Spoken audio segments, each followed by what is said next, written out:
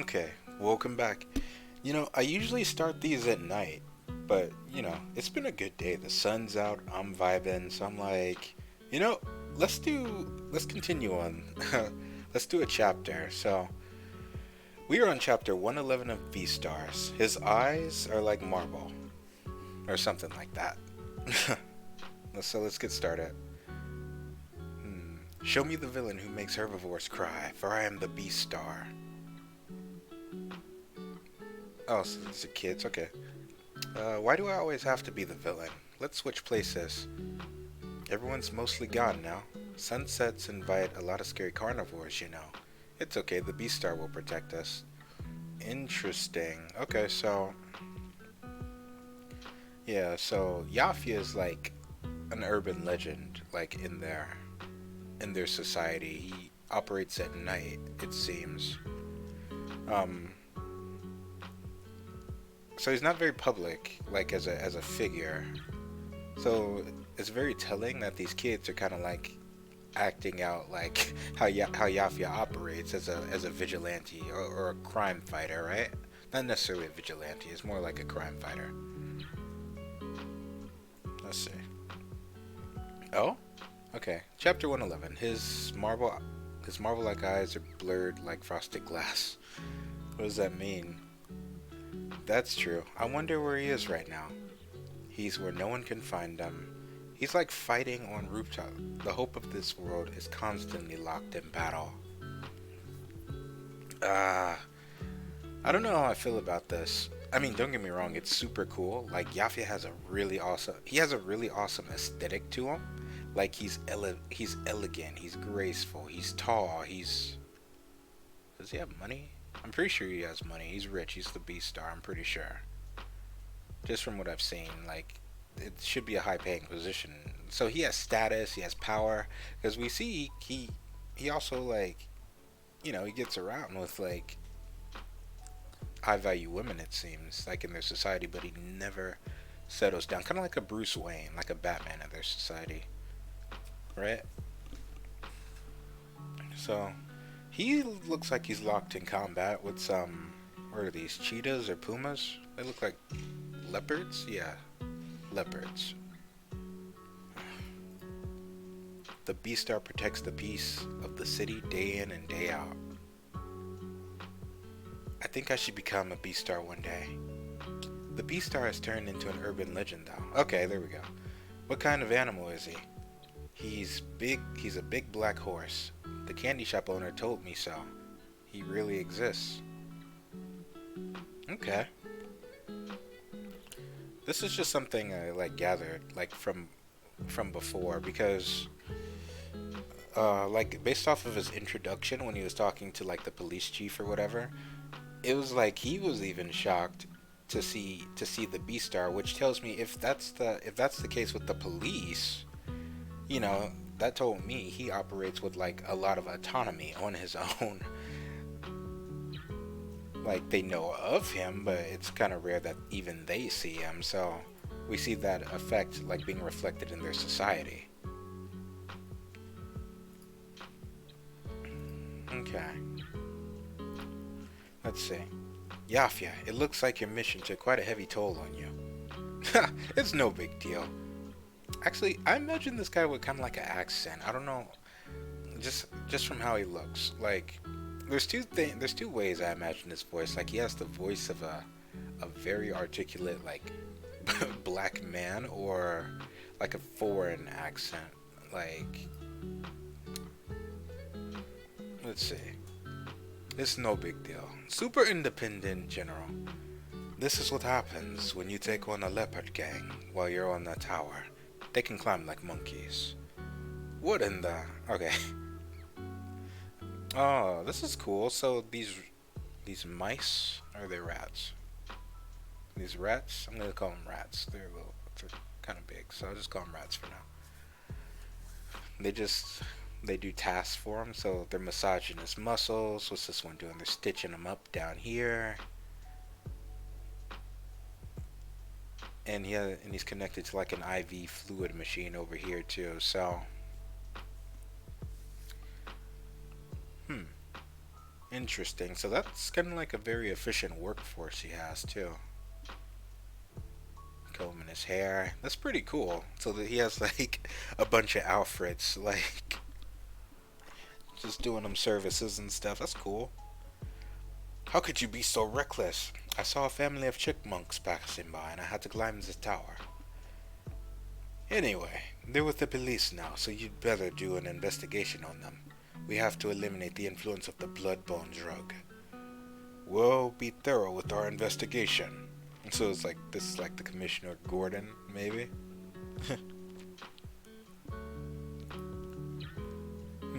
You were talking to the Beastar? Yes, I heard a sucking noise while I was talking to him. Apparently he hired several mice to care for him. He says he likes how high-strung and high maintenance they are.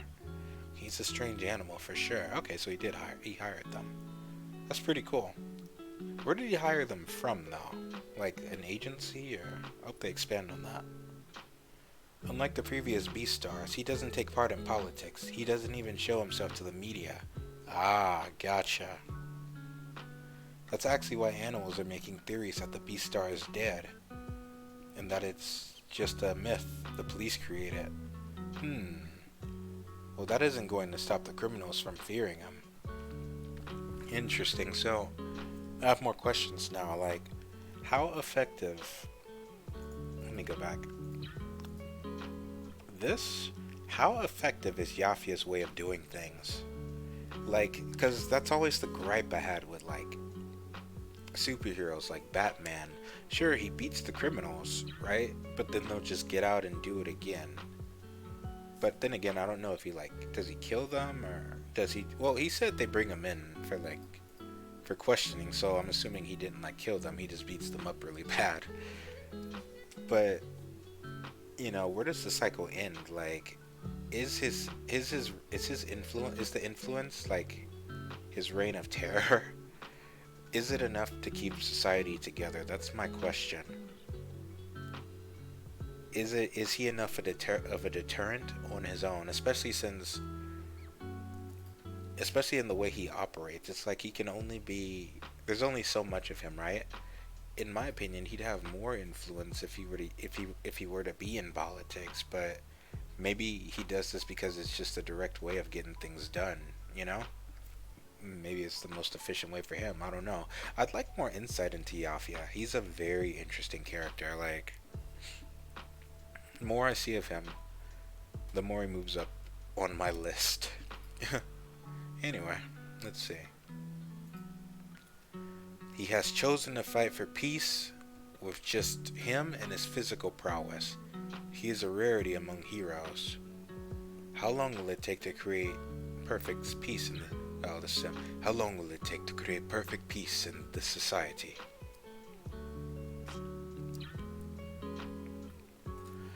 Man. So this is... I don't know, it feels like I'm getting My Hero Academia vibes. Well, at least the themes that's in that series and here. How much is this sustainable? Like, how long? I wonder how old is he? Because Gosha was like 57, I think. So Yafia should be like 57, 56, 55. He should be about 55 right now. He can't do this forever. And then where will that leave society once he passes on? You know? So I wonder if that's why he was interested in Legacy before. Right? Because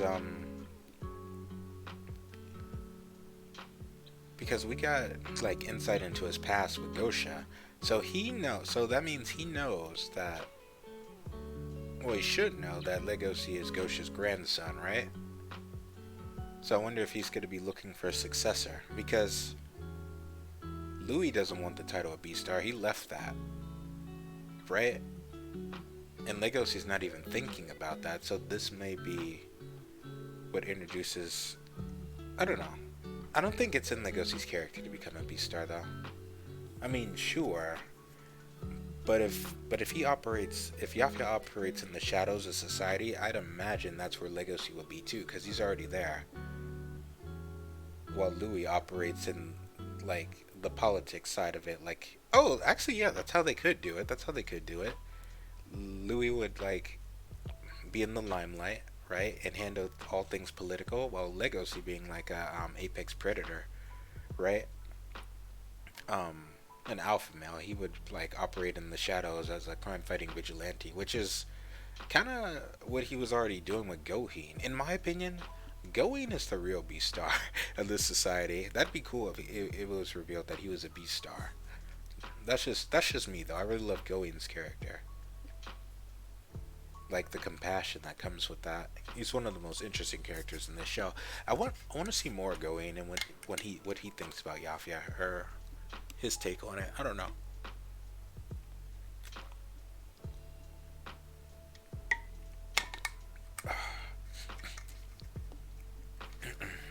Okay, let's continue. My my equine range vision of yes, my equine range of vision is only slightly far from perfect. 350 degrees. Oh wow. Oh yeah. Well, I think I mentioned this before. Horses do have a huge radius in which they can see. That's why if you ever like get behind a horse and you spook them, it's legitimately because they didn't see you, right? And you'll probably get kicked, like in Red Dead Redemption 2. But but yeah, and I'm also getting like Neji Hyuga vibes from this scene right here. So, oh wow, so Neji was a horse after all. Rest in peace. But yeah. So I wonder, this part right here, they're putting a lot of since this was introduced 350 degrees, I'm starting to think Gosha, since they were partners, this might be another source of his pain, like he's missing another part of himself, right? Because remember their goals and aspirations was to become the Beastars together, and now he's missing something. He's missing someone. If I could compensate for my 10-degree blind spot, then I can look over every nook and cranny of this society. I could end all the constant crime. If I still had my 360-degree vision, then I would have actually succeeded in eliminating all the crime in this city. 10 degrees might not sound like a big deal, but it is, Gosha. My gentle monster has debilitated me. My perfect strength, my perfect society, my perfect trust in others. Gosha. That's interesting. So does he blame Gosha for why society isn't the way he wanted to make it? So did Gosha like corrupt his dream from his perspective? Like he's not strong enough to do it by himself? Is it like that situation? Oh, so it's a flashback? Gosha, we have to treat... Let's see. Oh, so this is him in the past. Gosha, we have to retreat. We're outnumbered. Sorry, what did you say? I said we have to retreat. You're spacing out at a time like this. I asked Gosha to come with me to take out some thugs, but I didn't do enough research. I didn't know these thugs were part of a huge crime syndicate. I'm sorry, Gosha. Hey, that's so unlike you, Yafia. How can a headstrong and noble horse like you ever consider retreating as an option? You should leave it to this Komodo dragon to defend your back. That confidence, okay. And these are, what are they up against? They're up against bears. I think that's a wolverine, that's a lion. So it's just these two. I'll offer up all the poison in my body to protect your blind spot. That's what he meant by his gentle monster. It was at that moment that I made my decision. We were going to become Beastars. Ah, that's awesome. He had his homie protecting his back, and now it's just him. I thought we were capable of doing it. You stopped fighting by my side and became devoted to a female of a different species. And yet I still have a lingering attachment to you, towards you. I hate you. I hate you. I hate you so much. So this is in the past. Oh, I recognize this. Okay. This is oh, okay, so it's they're mirroring each other now. So remember that alleyway fight when it was Legos? What is that? Yo. Oh, never mind. Oh, that alleyway fight when it was Legosi and his grandfather versus those chickens. Remember that kick that Legosi did at the end? This is that. So Legosi doesn't rely on his fangs to fight, right? He uses his limbs, and Yafia, having the strength of a herbivore, well, as as a horse, right? At the peak of his prime, he fights. This is how he fights. We saw him bend like a steel container just with a single kick, and this kick is the same kick that Legosi did against that chicken, although it's much more refined. But he still has that physical prowess, and this is the source of Yafia's pain right here. Gosha leaving with this female wolf, that interspecial romance. It's been so long since we parted ways, Gosha. My 350-degree vision is suffocating without you. I've been recalling our time together ever since I received all the information about him. Tonight's mission is a success. Ugh, I won't let the police hear about this. You'd better think about what you've done. Interesting. Why won't he do that? So he just... Interesting, so he's not gonna report it to the police? So he just beat... Did he just beat them up to make himself feel better, or... Is that what he does? I don't know. That's weird that he wouldn't turn them in. We get beaten by a black and blue... We get beaten black and blue by an old Komodo dragon, and now this? Damn, talk about bad luck. Oh, it's the same guys. I thought they looked familiar. Okay, so this part right here, that's not a coincidence, because this is exactly what Legosi did in the same exact way. And it turns out that these guys here are actually the same guys that we've already seen when they were fighting Gosha and Legosi. What? He's the grandpa of a wolf boy. He was crazy strong. Oh, look at his eyes. His eyes are getting wide. So he's like, is he back? My partner? Does he still got it? Let's see.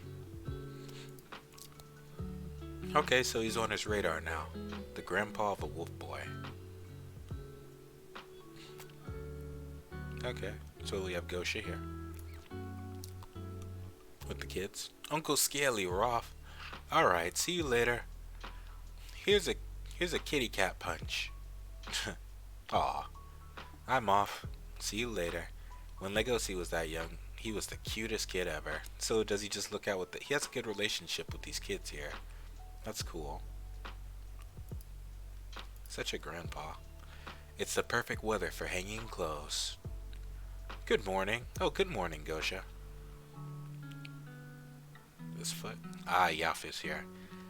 Have you been using your poison again? Uncle Scaly. A fateful reunion. Oh my gosh. Okay, so they're together. This is moving along so freaking quick. I love this. I love the pacing that's happening right now. So it's Yafia and Gosha together again.